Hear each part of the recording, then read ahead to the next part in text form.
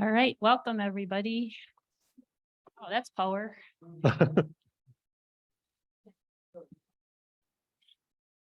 All right, just a reminder for those in the room, please take out your cell phones and ensure that they are silenced so as not to distract from today's presentation. Next, this is a reminder that you can continue to enjoy our fall 2022 courses by registering for the second half of the term. Registration kicked off Tuesday, and now that the classroom has increased capacity, there are more in-person options than ever before. There's a large list of courses for November and December. Courses like Bias in the Media, Technological Revolutions and the Arts, Secrets of Our Solar System, and Electric Vehicle Charging in the United States, just to name a few. Please read your HASP happenings email messages for more details. Welcome back to Terry's course that explores our potential for lifelong growth in our middle and later decades of life. So far, we've covered reimagining maturity and reimagining lifelong growth. This week's topic is reimagining life beyond midlife. Terry again asked that you hold your questions till the end of his presentation and that those joining us virtually use the chat section. Here's Terry. Thank you, Jean. Morning. I greeted all of you. Third session, we're going to get a little bit practical on some things like what does it mean to grow? It sounds wonderful to say, I'm going to keep growing across my life. And then you're invited to grow and you realize how annoying it is, how challenging it is, and how tempting it is to settle in. Let's say, especially in our culture where settling in is more the norm. So we'll dig into that, how to welcome and enable lifelong growth in midlife and beyond. Quick review. The basic premise of this course is that we have a choice between a 3+1 approach to lifelong growth, as far as the meta-narrative or the overall arc of life, or a 5-season approach to lifelong growth. The familiar 3+1 portrait of lifelong growth, that there are 3 seasons of growth and then 1 season of what comes after growth. Good morning. You can't sneak in, come on. But most people in Western culture believe they are offered 3 seasons of growth in their lives. This is my premise. In this portrait of human life, we grow and develop to maturity through 3 seasons of life. And especially these 3 seasons, it's like the air we breathe. Of course, children grow and expand and develop in different ways. Of course, adolescents do in younger adulthood. And there's so many challenges as far as learning leadership, as far as developing a household. There's constant need to expand. There's pressure to do so. Then in a 3+1 perspective, there is a 4th season, but it comes after 3 seasons of growth, transformation, and human development. And it's seen as a time for rest and reward, for slowing down, for struggling with losses and other challenges of aging. And I say there's much to commend in this picture of the 4th season, let's say, as far as rest and reward. I have no complaints about that. I love this season having more freedom. I love the spaciousness of it, being able to slow down and have more options. As far as struggling with the losses and other challenges of aging, we just came back from Denver the last couple of days where Anita lost her sister. So there are losses, that's part of it. And I installed a ceiling fan earlier months. I think it's the last ceiling fan I'm going to install. Crawling around those joists, I had to take breaks in between, and it ticked me off. I didn't like it, so I had to deal with that and say, so I recognize that there is much to commend this. So what I'm proposing is not so much you need to abandon this as you need to add a vital component. And that component is ongoing growth. So enjoy these. You don't have to abandon those. Then there's a 5-season approach to lifelong growth. And that is where we see midlife. And when I say midlife, I should probably put it in quotes, because for some people, midlife, they're between first half and second half of life might happen in their 30s.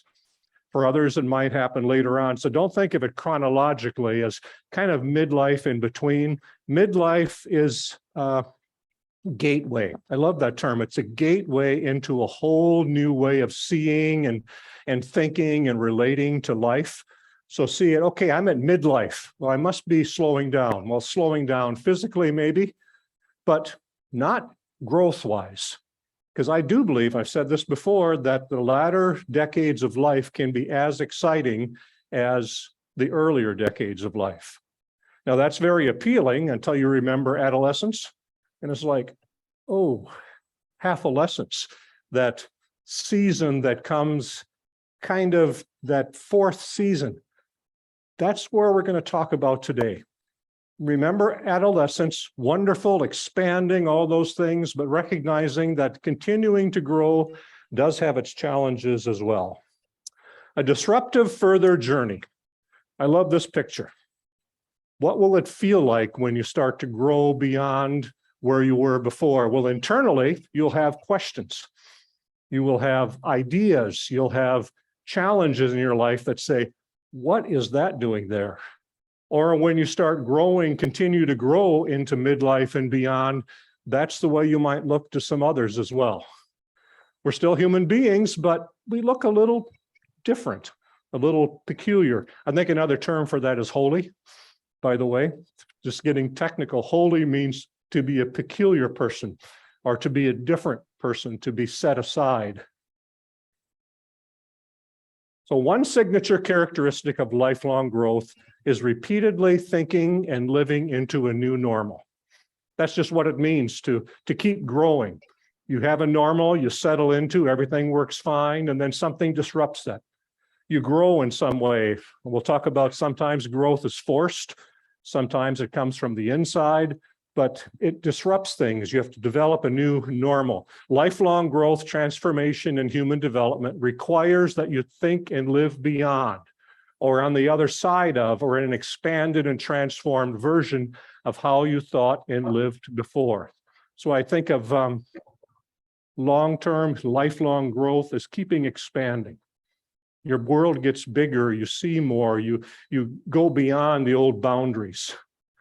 It will repeatedly change you inside, as I said, prompting thoughts, questions, frustrations, tensions that initially may not feel like they fit. But that's the way growth comes, isn't it? Where you see something or you hear something or you realize something and go, wait a minute, where does that come from? And also it changes on the outside. I remember for a number of years, we participated at Mars Hill with Rob Bell. Wonderful, learned from him, the mystics, but then he had these questions that came up in his mind. And like that black sheep in there, he had enough questions. He said, I wonder about this. What happens if this is true? Before long, he was gone. They shifted him off to Southern Cal with Oprah. He worked with Oprah for a while and so on, but recognizing that continuing to expand and grow beyond proper, that'd be one way of saying it.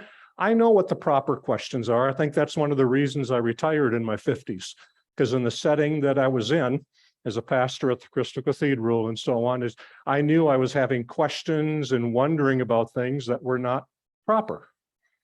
I remember once when I was preaching, which didn't work for me, but I was preaching anyway at Trinity Church here in Holland.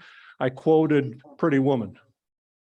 It's like I nearly brought the house down. I was like, that was it, because she's the one who said sometimes more isn't better, sometimes more is just more.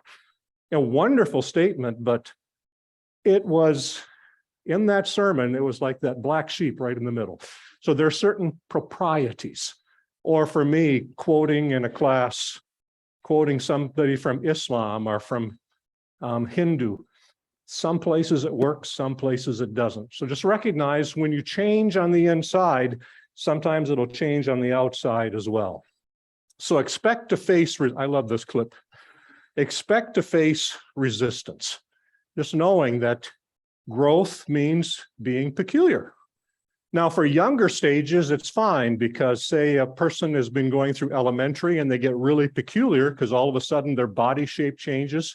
They have all these hormones going. So we say they don't fit in elementary anymore. Let's pull them out here and put them in, we call it junior high, middle school. Then later on, they develop in their relationships and so on. They don't fit anymore. Let's put them in high school.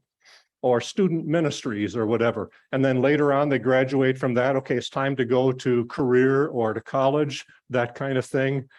So there's going to be some resistance in our life. We're going to look this morning, primarily spend our time here, the pattern of lifelong growth.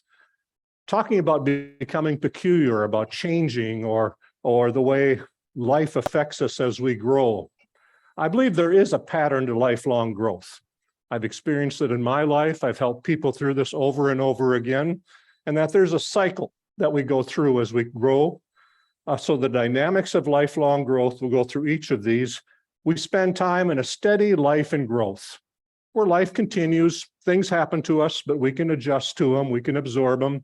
And then we have a transforming disruption from time to time. That's where the good stuff happens. But it's also where the challenging stuff happens. You listen to me, I talk about growth and transformation. For me, the growth is that steady growth where you're living your life and you kind of continue, and then you have a transformation. That's where a jump happens. And then earlier, again, it's like life is going fine for elementary students. Then these hormones kick in. And it's like transformation time. Okay, and then later on, other things happen to us. And then human growth is that whole process. So we have steady life and growth, then we experience a transforming disruption, which leads to disorientation. When your life is disrupted in a major way, we're lost for a while. You know, it could be through a new aha, something that happens inside that you gain new questions. Could be through the loss of somebody important to you. It could be through divorce. Could be through a major job disruption, whatever. There's a time of disorientation. We'll talk about that. Then a transforming expansion. Once things settle down a little bit with the disorientation, that's when we can expand into a new way of life. And then we go back to steady life and growth again. Only it's a new one. Let's look at those. First of all, times of steady life and growth, those stretches in your life when you experience growth, purpose, and meaning without major disruptions. Now, let me emphasize major disruptions. Like even in steady growth, there are disruptions that happen. You know, it might be a job change. It might be, children leaving home. That can be a major disruption, but often you can absorb it and say, okay, my life hasn't changed totally radically, but it has some. Look at that. Where you hopefully live most of your life. Now, I've talked with people that seem to have major disruption over major disruption. Oh, that's wearying. I don't know if they if they watch for it, or if like Anita and Jean and I just are able to absorb more, but it seems like they just settle down and then something else happens. And I think in Southwestern culture, from what I've heard, things come in threes. Hopefully the three all contribute to the same one, but some people just seem to have disruption after disruption. But generally, hopefully, most of us are in this phase most of the time. These are stretches of life that feel relatively steady and stable. There may be adjustments you need to make as changes happen, but it's not overly stressful. I like the term absorbable. You can absorb the changes that happen in life. Like there have been moves Anita and I have always moved 2,200 miles here to California. Now, sometimes we'd just do that and we'd absorb it. We'd move from one church to another, from one law office to another, and we'd absorb it. Other times it came with a whole bunch of other stuff. We needed to change, we needed to adjust and so on. So it just depends upon the situation. But usually we can absorb stuff. If every change in our life led to total disruption, I don't know how we'd cope.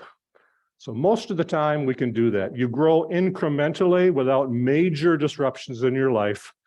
Your growth is relatively steady and ongoing. You mature as you encounter and engage the options and challenges that come your way. And again, that word, absorbable. Internal and external changes can be absorbed. It's not like we don't change internally, we don't learn things. So I would expect that for you taking this course, you'd look at it and go, might tweak a couple of things, might expand you in a couple of ways, but I don't expect you to leave here and say, my life is undone. I listened to Terry and I'm going to have to quit all this. I'm going to have to leave this. I'm going to have to join that. I'm going to have to, whatever, change everything. I don't expect that. That's not, and if it happens, okay, we can talk over that too. But I don't expect that. I expect this to be an adjustment, maybe a couple of ahas saying, oh, I understand that, or I now have words to what I experienced for what I experienced here, or now I know which phase I'm in. So as we go through these, I encourage you to think, yeah, this feels like where I am right now. So as we go through the 4 different areas, just think, I can remember when I went through that, or this feels like where I am now. So just think about those terms. And then practices for times of relatively steady life and growth. How do we support our ongoing growth in this particular phase? First of all, engage practices. When I talk about practices, it'd be disciplines or patterns in life and relationships that resonate with who you are in the present season of life. For me, this is like daily nutrition.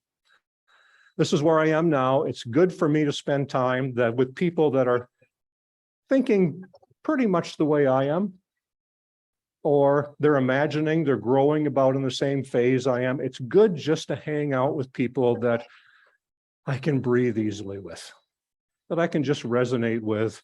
It's very important for me in that each season of life. And then engage practices and relationships that stretch you to discover how to continue to, this is from Ken Wilber. He talks about 4 things we do in growth. First of all, grow up, to keep growing. Reading for me right now, it's like reading mystics or listening to Richard Rohr or those things. He resonates with me, but he also keeps challenging me. The daily email today from Richard Rohr's Center for Action and Contemplation. I read that this morning and there were some things in there that stretched me. It feels very comfortable, but it also pushes me. It prompts me. So I can, as I said, people ask me after the first session here, how did it go? I said, well, I saw a lot of da nods. So I started sharing things and you looked at me and went, duh. So I know there's some resonance here. I didn't see a whole lot of wrinkled foreheads where they're going. So there's some resonance here. So I hope it feels comfortable, but I hope also just to press a little bit, just to press in that steady time. So stretch you to grow up, wake up is like, from where I am right now, what do I have the potential to see? I can see things now that I couldn't see 20 years ago. So you keep waking up and looking around. That might be through contemplation, through meditation. It might be through sitting and just listening more carefully. We can see more, we can understand more, we can cope with more. So it's waking up to that. Clean up. It's getting to a phase of life, a season of life where we've expanded beyond things, but we still have those cleanups to do.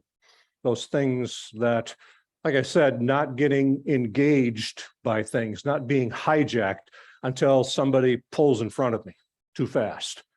And then I revert back to that warrior, just wanting to, get in there and put my bumper right against theirs. And it's like, no, that is not a good thing. So it's that cleanup, but it's also cleaning up in terms of aggravation over things, in terms of reverting to old ways of thinking, or to clean up our relationships sometimes where we've grown to a certain place, but we're hanging on to relationships that maybe no longer fit who we are. So there's that constant cleanup that goes on, and then to show up.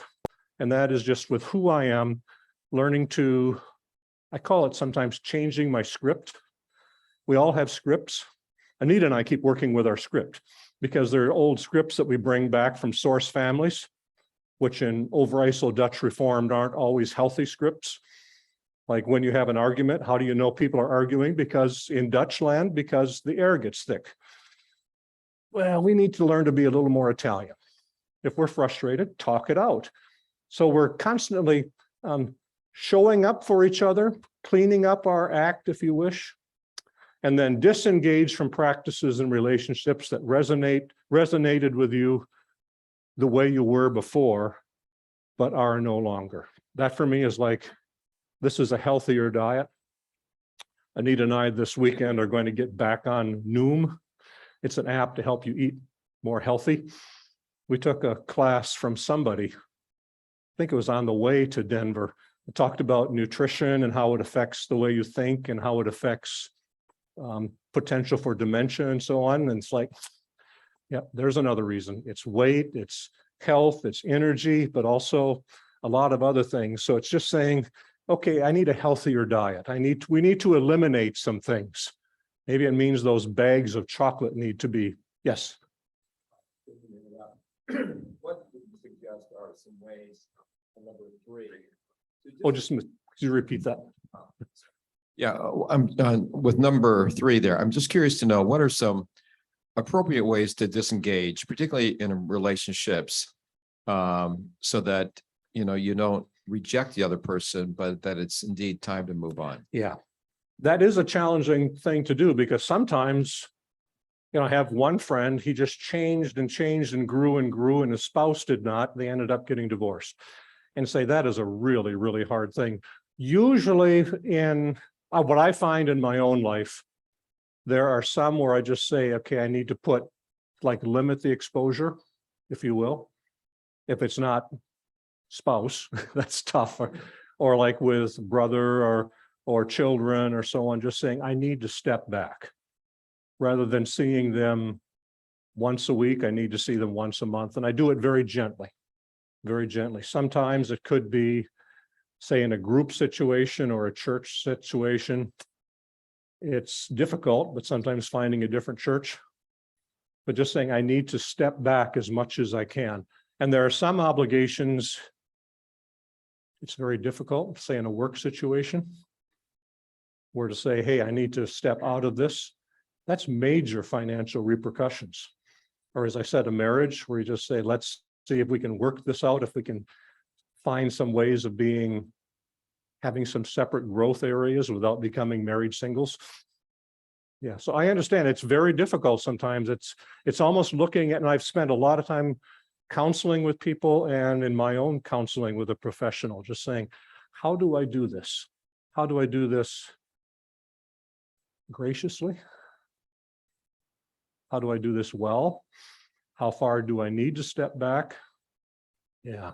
And in a manner that does not totally reject the other person. Yeah, to not harm the other person, because to say that this person is not growing, they maybe are part of that 3+1, or they really have settled in to say, well, they're at fault. No, they're not growing the same way. They're not exactly to blame. It's just a very challenging thing. And it's trying to not get angry, which is so easy to say when you're not in the middle of it. It's easy to get frustrated, but to do it as graciously as you can. Good point. We don't do this harshly, hopefully. We don't do this in a way to blame other people, hopefully, at least once we work through it. But yeah, doing it as graciously as we can. Okay. Disengage graciously, let's say. And then disruptions that shake you to the core. Let's say you've been growing for a while, things are going fine. You've been processing things, you feel like things are together, and then something happens. Something happens that disrupts your life in a major way.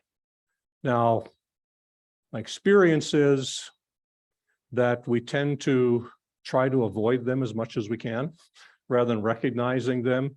But just recognize there are seasons after relatively steady life and growth when you experience a transforming disruption.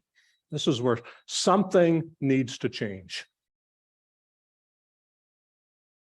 And again, when you no longer can accommodate life. Forget which developmentalist talks about this, but one develops this idea a lot where we can generally absorb and accommodate things. Then you get to a certain point where you just say, I can't accommodate this anymore. Something has to change. Something internally, something externally. Something needs to change in my life to do this. Some disruptions impose themselves on you. This is where you're going along and something just happens in a major way. Could be a physical thing, a major physical. I mean, obvious would be like a stroke or, you know, a major injury or something that just debilitates. And that can lead to other things. If you're no longer physically able to do something, you might have to change jobs, or you can no longer do that. It's like if my job was installing ceiling fans and I couldn't do that anymore, okay, that might be a little more major disruption, perhaps. A major loss where might lose a spouse or a child or a close friend, or just it hits you so hard. It's like it's hard to breathe. Okay, that's a major disruption. Could be a divorce. Sometimes for people, it's empty nest. You know, where I enjoy, we saw this ad on TV, you may have seen it too, where the kid is going to college or whatever, hardly out the door, and they're planning how they're going to use the room. Okay, that's not a major disruption. That's like a joy. Other people, it's like empty nest. Who am I now? I'm no longer a mom, or I'm no longer a dad. That's not who I am anymore. And all of a sudden you're forced to expand into a new way of life. Something needs to transform. I don't know what that next word is, but it's supposed to be retirement. But anyway, retirement. For some, it can be a major thing. People ask, Anita just retired last year from law as an attorney, and people asked her, how tough was that?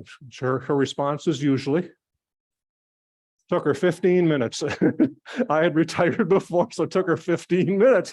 It's like, okay, was that a major disruption? When I retired, you know, it meant moving 2,200 miles. I need to figure out, what do I believe? Who am I now? For me, it was a major disruption. For her, it was a pleasant change.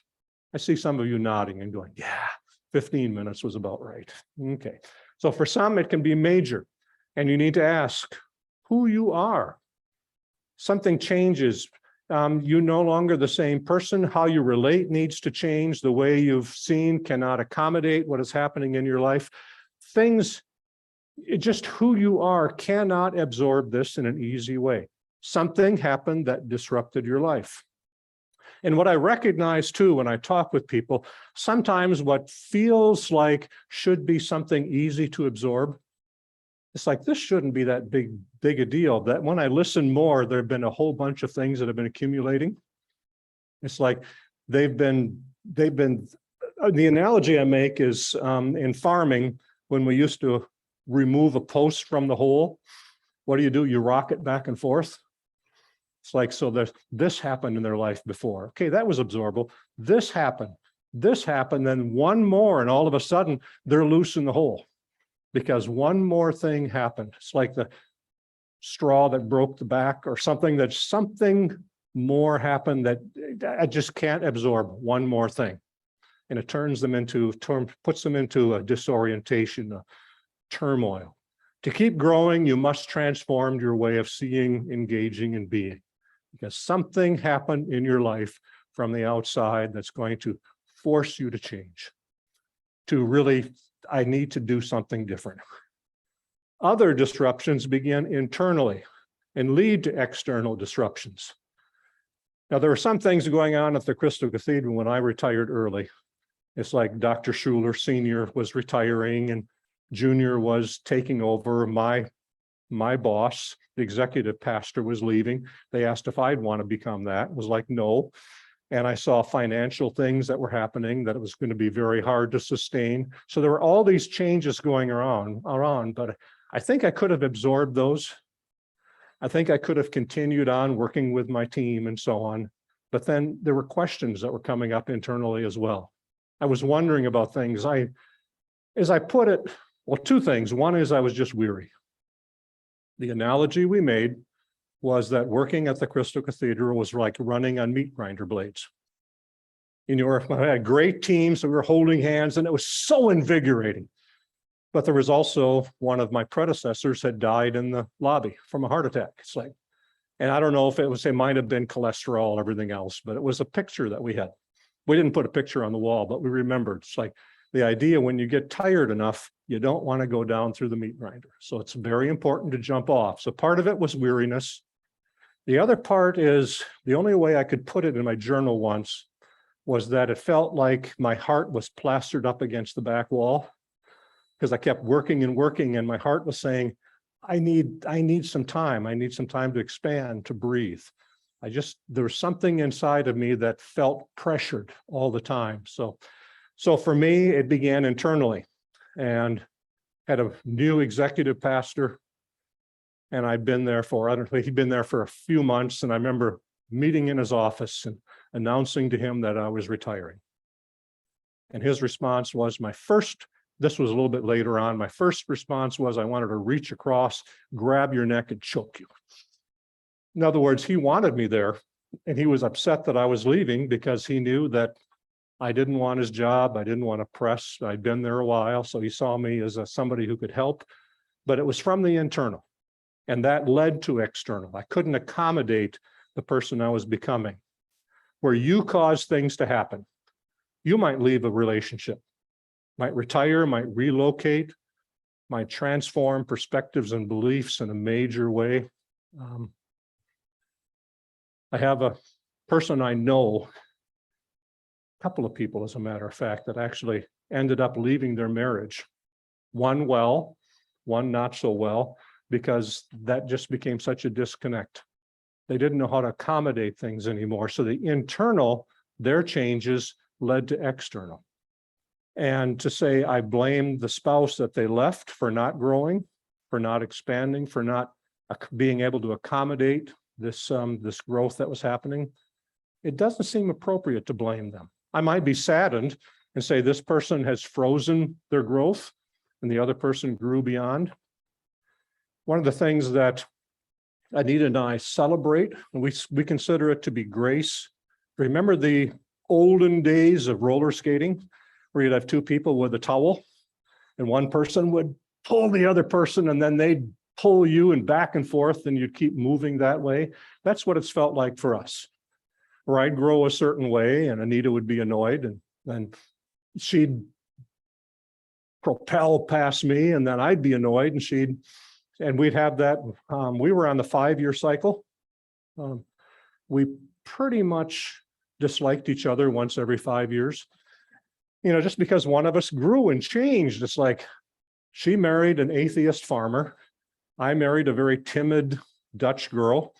Then eventually she became an attorney. You don't think I was annoyed by that? It was tough. Or for her, marrying an atheist physicist and then going to seminary, we were broke. And then moving her to California and back and forth. It's like, yeah, we annoyed each other a lot. For a while there in premarital counseling, I'd say, let's make an appointment for 7 years. Because it seems like most people we call it 7-year itch or the 7-year, well, hopefully that growth goes that way. But we were very fortunate that we both kept growing. In some marriages, it doesn't happen that way. So it's a tough thing. It's a tough thing where it causes external disruption. Practices for times of transforming disruption. And this, as I recognize, takes sometimes counseling, takes people to help. But during those times of transforming disruption, breathe. Remember to breathe. I think this comes from Sleepless in Seattle. Like, how did you cope with, well, I get up in the morning and I remember to breathe. Then eventually I don't have to remember to breathe anymore. That's the kind of disruption I'm talking about, where you remember to eat, to dress, to clean, to sleep until you don't have to always remember to do so. Can you remember a disruption that happened that was that deep? Some of us can, where you just say, oh, it was hard just to keep going because my life was upended, or it's such a major change. And during disruptions like that, grieve. Give yourself space to live messily, making room for shock, confusion, anger, denial, trying to revert all those Elizabeth Kubler-Ross parts of grieving. Just give yourself space. What I like doing as much as I can in a major disruption, just saying, I know this space. This is a space that I'd like to avoid. I'd like to get out of as soon as I can, but recognizing I need to give myself some space for it. Name it as much as you can. Put words to the disruption through journaling, counseling, open friendships. Very important, open friendships, where people can hear it and just say, you know, I'm a mess. I don't know how I'm going to even continue on. So it's being naming it and saying, this is where I am right now. Admitting it, if you say, confessing it, recognizing it. And if you've been through these disruptions a few times, then you might even be able to say, I know you. I know you. I've been here before. I remember this. Or I know you because you're a lot like Bill or Frank or Sue or Jane, where they went through. I remember helping them through, and now it's my turn. Now it's my turn. Self-compassion. I learned this from Buddhists. Self-compassion.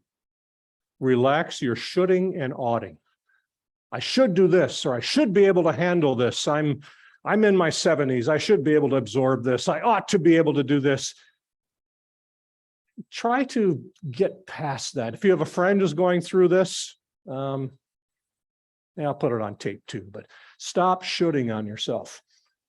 That was one of my counselors. You just should on yourself again. Stop it. He says, you are where you are. When it's time to move on, I'll help you with that. But in the meantime, try to show self-compassion. And you can go too far in this. I understand that too. Get stuck in the ploms, poor little old me. But I think in Southwest Michigan, at least a lot of us grew up in a culture or live in a culture where we should be able to handle things. We should be able to pull ourselves out of it. Give yourself some time to live in disruption, and then share. Connect carefully with understanding, appreciative, and supportive people. When I am going through a time of turmoil, there are those that counsel me to should and ought. I just try to recognize them and say, I need folks to say it's okay. Sometimes that means a professional counselor.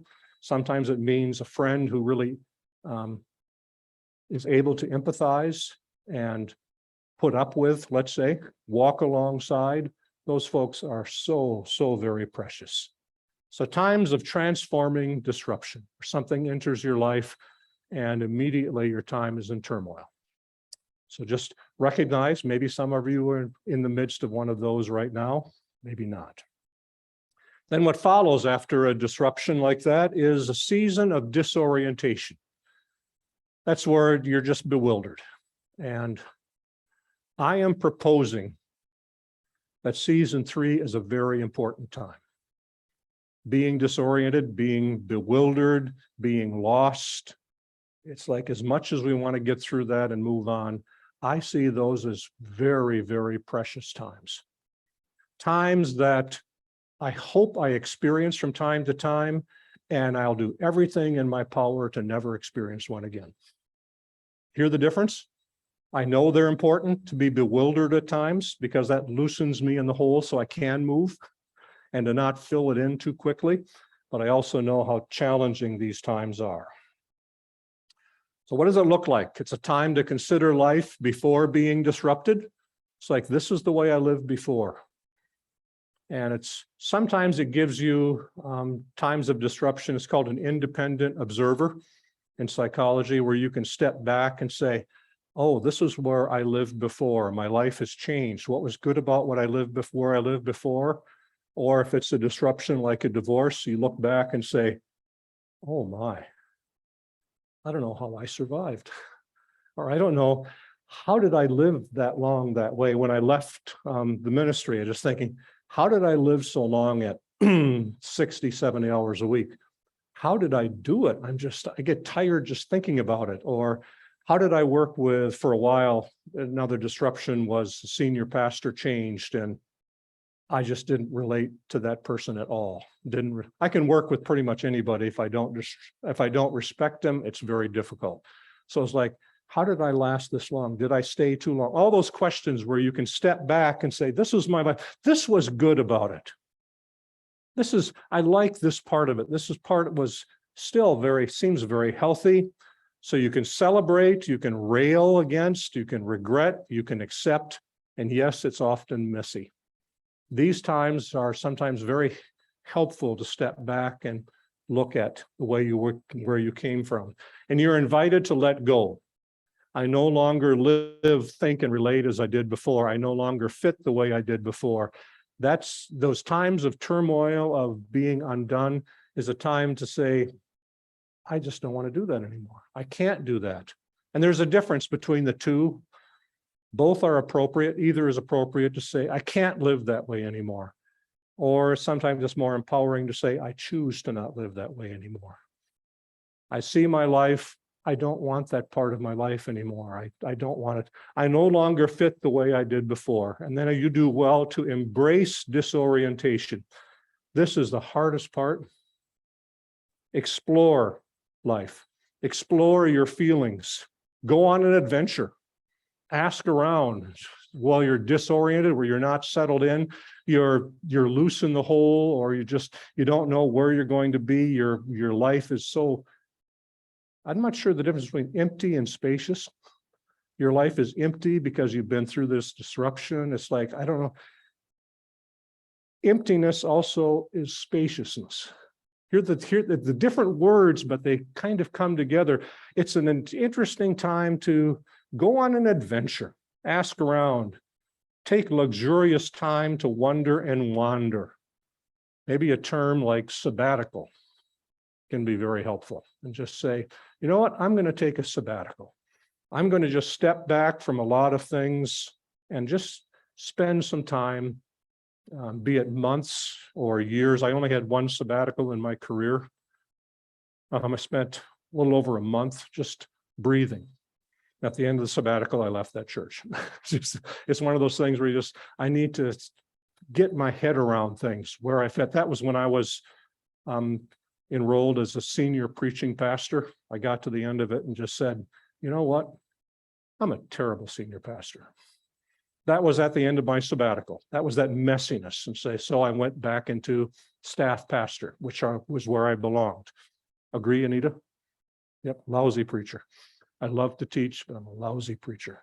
And just say, that's okay. It's okay. I don't fit that. That's good. So it's a time, takes luxurious time to wonder and wander, which sounds good, but it's really hard to do because it's being loose. Patience practices how to richly live into stressful seasons of lostness.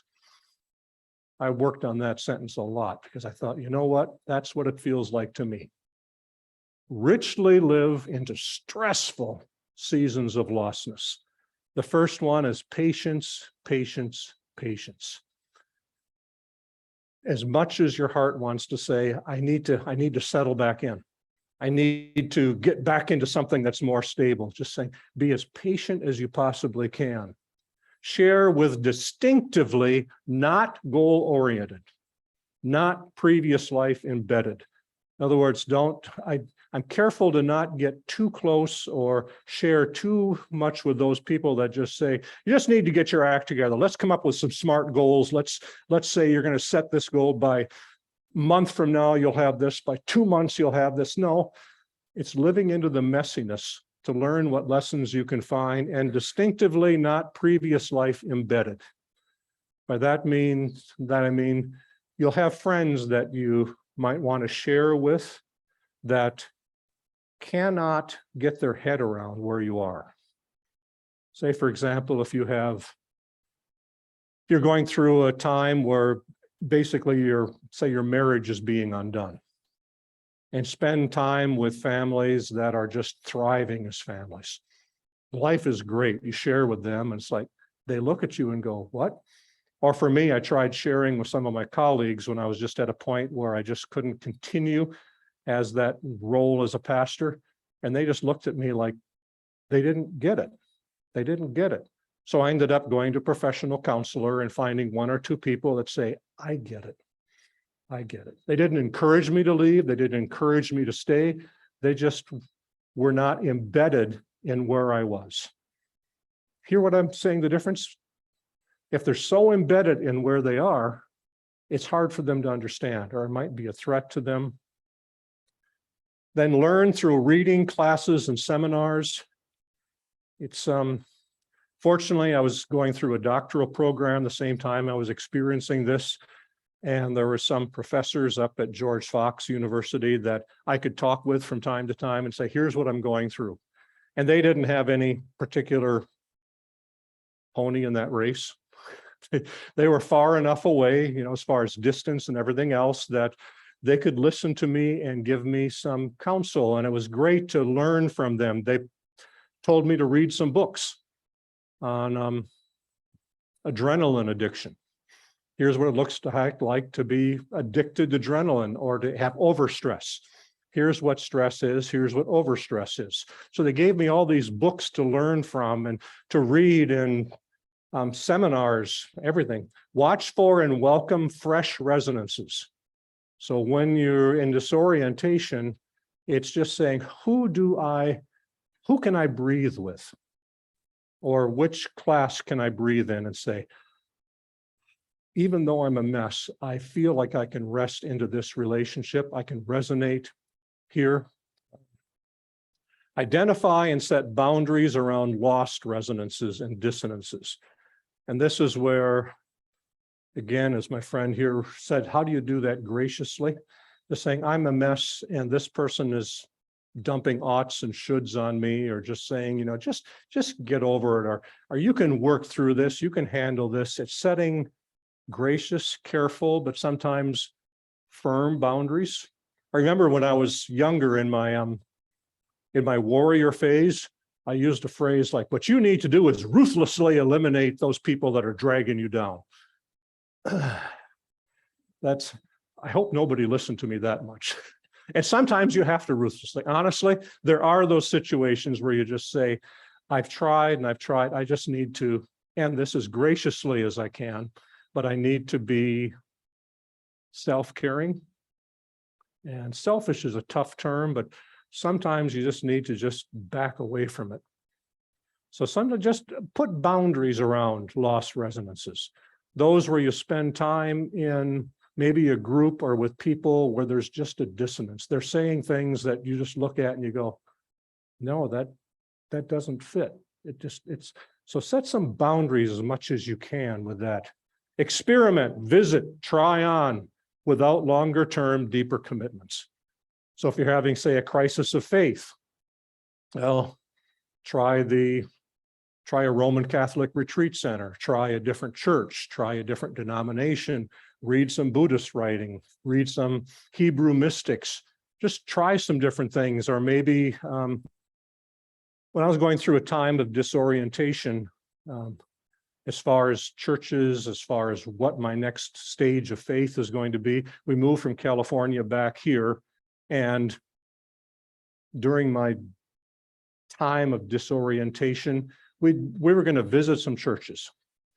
So one was Hope Church, good church in Holland here, great church. Before long, you know, I was part of the building committee. I was part of the teaching committee, and I jumped in too fast, too quick.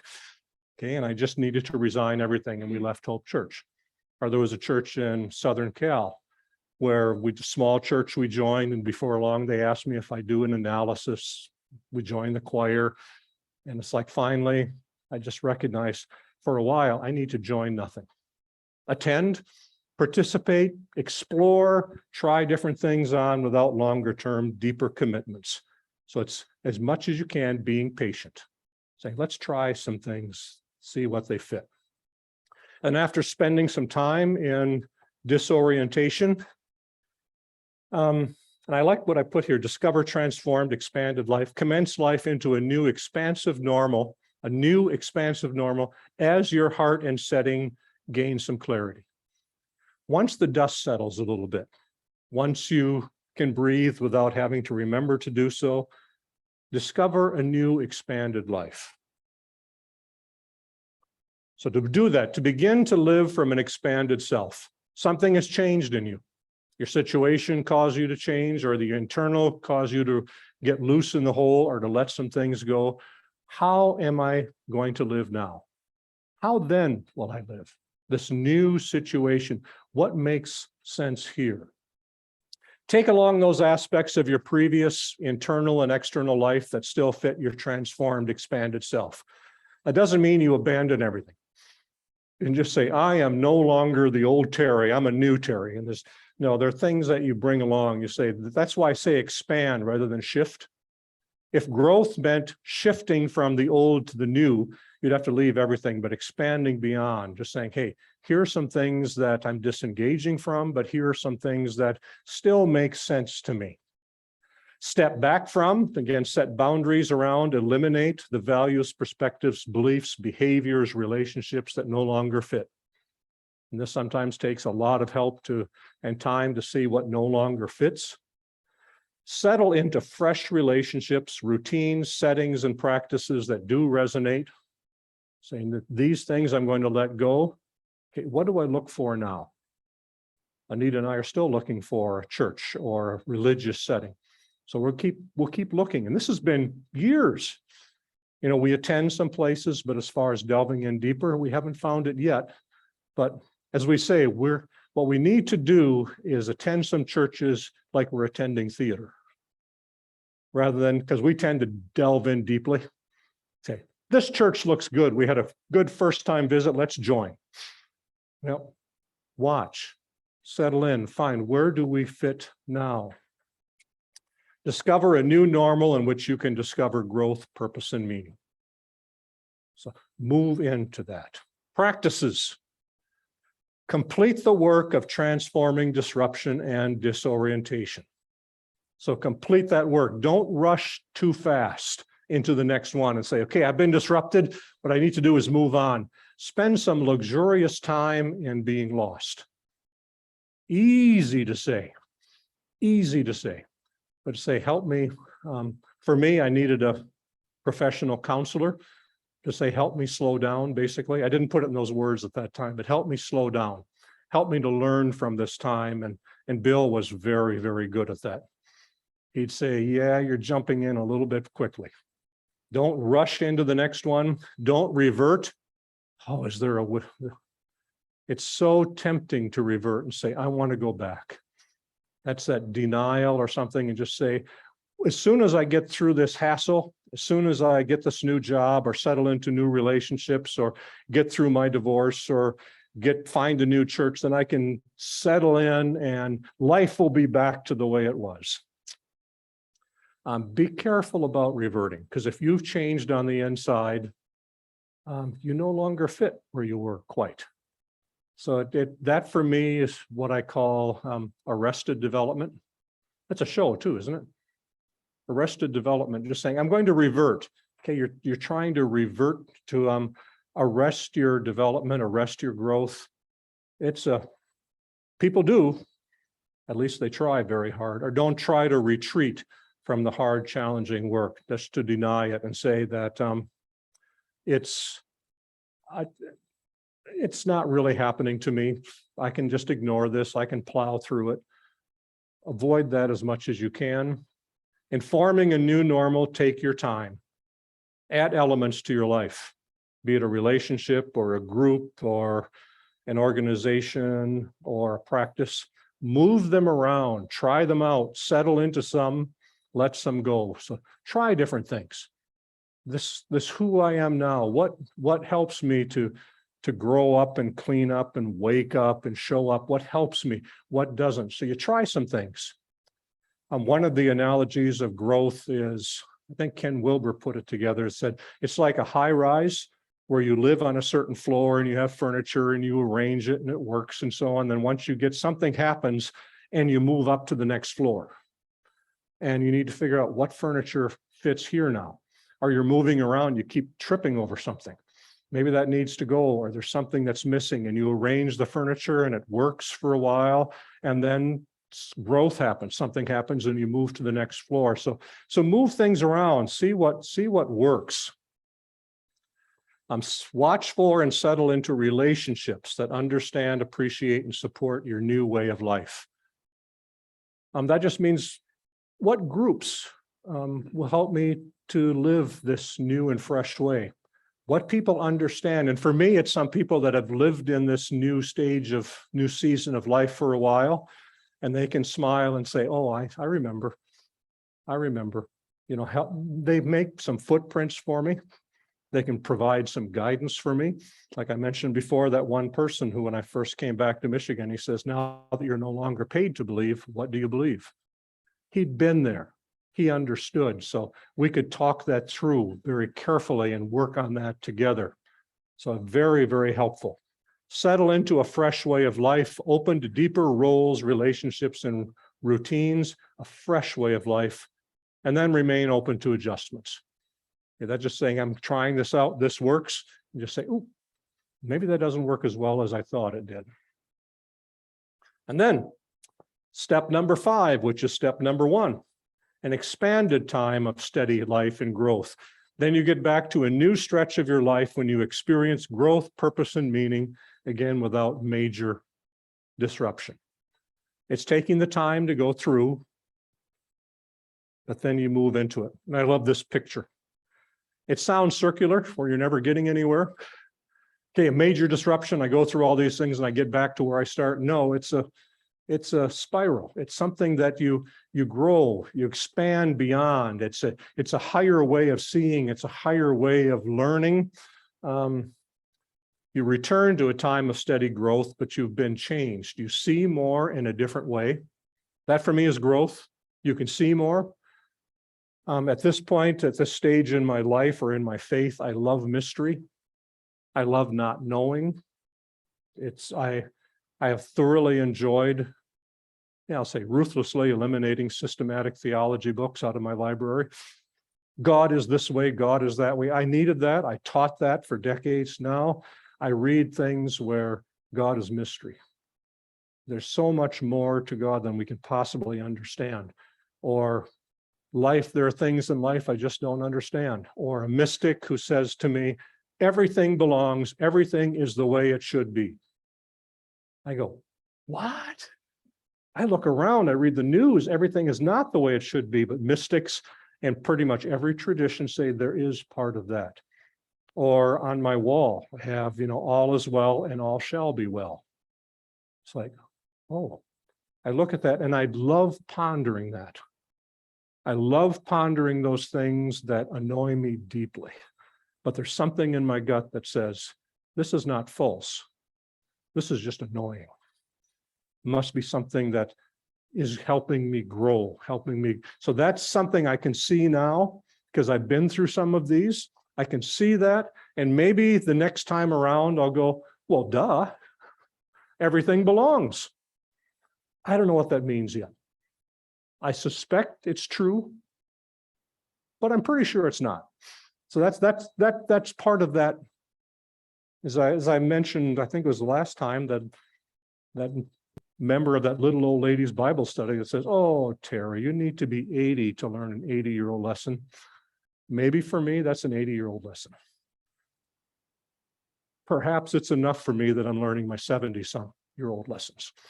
That's where I am in this. But I expect more to happen. I expect, especially as we get into these decades of life, just knowing stuff is going to happen. Tough stuff is going to happen. I know that. That's part of aging. And part of it is I'm going to do what I can to invite it, not that annoying losses kind of stuff. I'm not going to invite that, but just knowing that I'm going to invite transformation in my life. That spiral keeps going. I hope to see more in a different way. You are open to explore beyond the boundaries you honored only weeks or months before because of a transformation. It's loosened you enough to see those things. You can cope, even thrive with more mystery, paradox, and unknowns. You can grow up, wake up, clean up, and show up in a fresh, more expansive space. So I encourage you, never stop growing. Never stop being transformed, and keep inviting and growing into fresh seasons of life. Can't emphasize that enough. I hope you do so. And oh, by the way, I made a note here to remind that within these major cycles, there are these little cycles too. They're absorbable, but you're living along and then something happens and it's like, oh my, I need to change my mind on this. And you're disrupted for days or weeks where it's just kind of like, what do I do now? And it's like you loosen the hole and your life changes a little bit. So I'm talking about, in this situation, those major disruptions, life-changing, radical, like I've mentioned, an adolescent getting a new way of thinking and adding hormones and changing schools. That's major disruption. Other times it's something that we can absorb and go through. Questions, comments? That's a lot of stuff. Can you identify seasons where you said, yeah, I remember.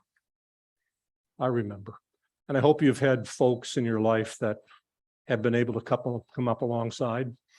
For me, I found Bill, professional, here, and in California, I had a different counselor. But hopefully you had people to help you through it.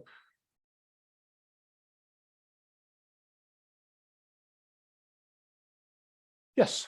Question I had is that, Oh, just Rich, I'm sorry. Yeah, in such rich material here. Thank you for this. This seems like it could be done very independently, but most of us are in relationships, where no one is following the exact same pattern that you are. So how do you engage the other person, respecting that their path may be different than yours, but in the same breath, hopefully that other person can have some empathy for you? Yeah. Thoughts? I call that being out of sync, where you're you're talking about being in a relationship, a committed relationship where you're out of sync.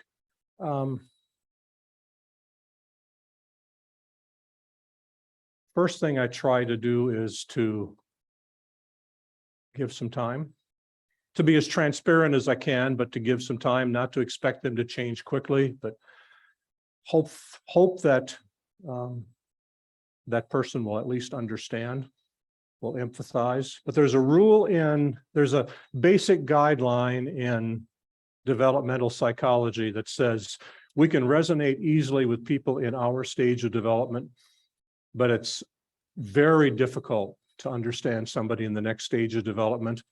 And it's virtually impossible to understand somebody in 2 stages of development beyond.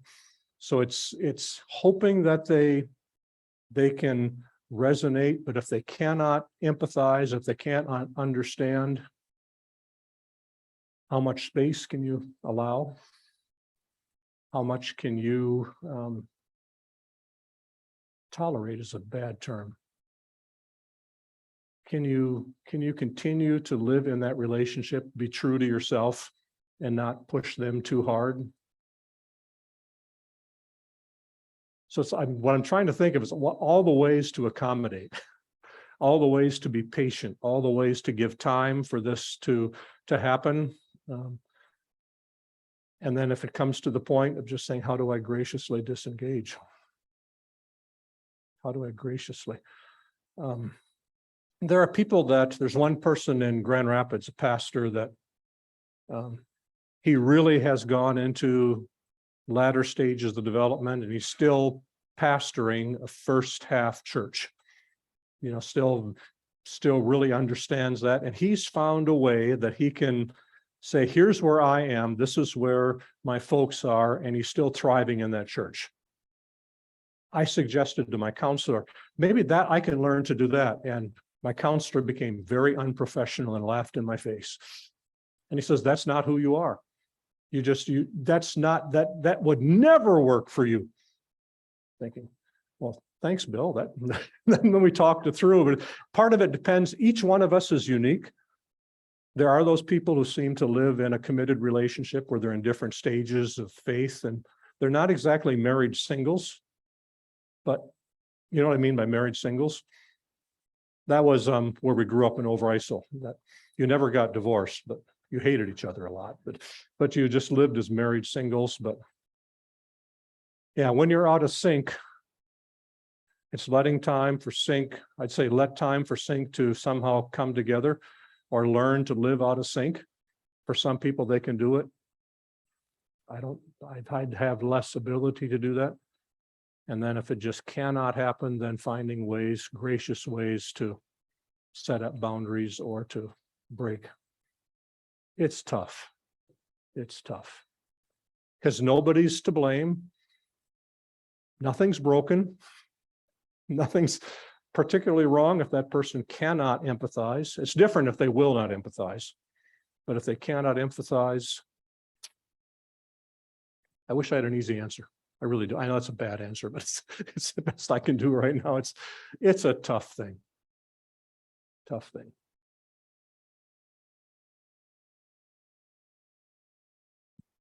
But it's not being totally selfless and saying, well, I'll just squelch it. I'll keep my mouth shut. I'll let my spirit be closed in my gut. It's not being that selfless, but it's also not being overly selfish. It's like, how do I find that middle way that the Buddhists talk about? Kind of in between. Yes.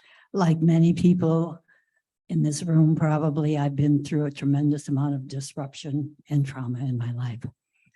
And there are so many times that I look back when I was there and then realize where I am here. And I say, that was a bad way to have a good thing happen. And I'm aware of much of the Buddhist philosophy, which is be comfortable with not knowing the impermanence of all things.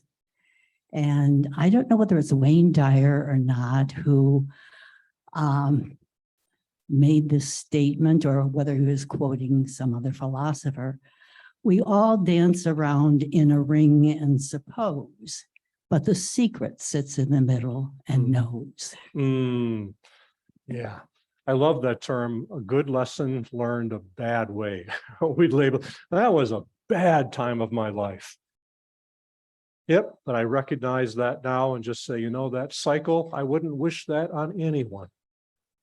But I'm so glad I went through it in retrospect. And I look back too on some of the cycles I've been through and thinking, I get back, I should have done it this way. I should have done it better. I should have, rather than just being self-compassionate and say, I was a mess. I was maybe kind of down here somewhere and just saying down here is bad, but I'd worked my way to here and I maybe did the best I could, maybe didn't, but just saying, hey, somehow, if I was doing that now, I'd do it differently, but like, oh, Pastor Terry, you can't learn a 70-year-old lesson at 30. It's like, you just can't. You do the best you can, and sometimes it's bad. Anyone else? Anything in chat? Quiet there. Yes.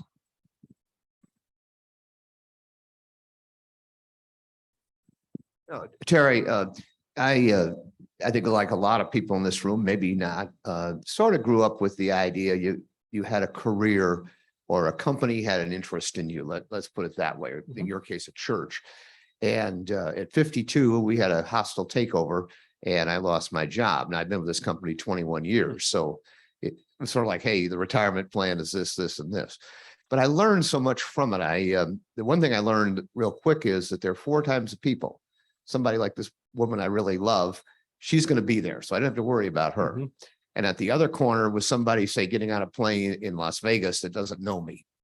They don't care because they don't know me. But it's the shocker with the other 2 groups, the one that you hardly knew that came to your defense, said, hey, I got some ideas.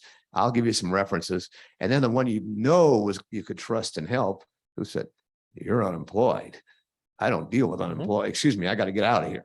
And that was a very tough change to realize. But, I went through 4 jobs. I'm so glad I did. I learned a lot. I grew a lot. But it was shaky times. But I never thought I was not going to make it. And I think that's what the key is. You got to have a faith that you're going to make it. Yep. Now, one person once said there are 3 basic perspectives in life. If you take the personal God out of it or put personal God into it, there's a friendly universe, there's a neutral universe, and there's a negative universe. The world is against me. You're one of those that say the universe is positive. I always believe, I got it from my dad. I think just that things will work out. Things will work out. So it's that positive, but you hear a statement that some people surprised him, he needed to let go of and distance from. And again, you do it as graciously as you can. Sometimes it's hard to do that. Other people, you're paying attention. I love the term, just pay attention. Whenever I had, for some reason, I was so fortunate whenever a job wound down, I just paid attention, watched, and something would appear. Or I needed counseling at a certain point and somebody just said, oh, go talk to Bill. Bill would be great for that. Bill had worn out like 2 or 3 different meditation pillows, thinking, oh, he knows, he gets. And when you have your butt wear out a pillow, you know he's been sitting for a while. So it's like persons came into my life and other people, you're right, it surprised me. It shocked me. I tried to not say, I thought you'd understand. I just recognized this person. I tried to change my language from this person just will not listen. This person cannot hear me. This person, it surprises me. They can't expand to where I am now. Or cannot tolerate the messiness. Some people are threatened by messiness, where just don't have answers. I remember as a very young counselor, I was very solution oriented, and I had people come in and tell me about all their problems, especially in Southern California. They had problems there that I couldn't even imagine, or they were willing to share it with me. It's like I wanted to fix it until I had enough people that I'd listen to them and I had nothing to say. So I just shut up. I just says, I didn't have any solutions. They left him. When they left, they said, thank you, Pastor Terry, you helped me so much. And they'd leave and go, I go, what? I didn't, but I just listened. There are people who can tolerate messiness, and sometimes we just need somebody who can do that. And say, yep, this is a lousy time. This is awful. This is tough. Yeah, let's talk. Let's spend time together. There's some cartoons out there with like Peanuts characters where Snoopy just hangs out with a person. Just the dog is just there. I find that cats are great counselors most of the time. You know, they just hang out with you. They don't care. Dogs are the same way. I understand that we're not dog people. I like cat people and dog people that just come up alongside and just sit with you. Anything else? Recess is early. Thank you. Thank you for joining me. I passed out some, thank you. I passed out a short bibliography and I talked to Ian and I'm supposed to take my stick over there and he's going to make the PowerPoints available. So if you'd like to look at some things, you can look through. He has a way of doing that doesn't take an hour and a half to download all the pictures and so on. So he'll figure that out.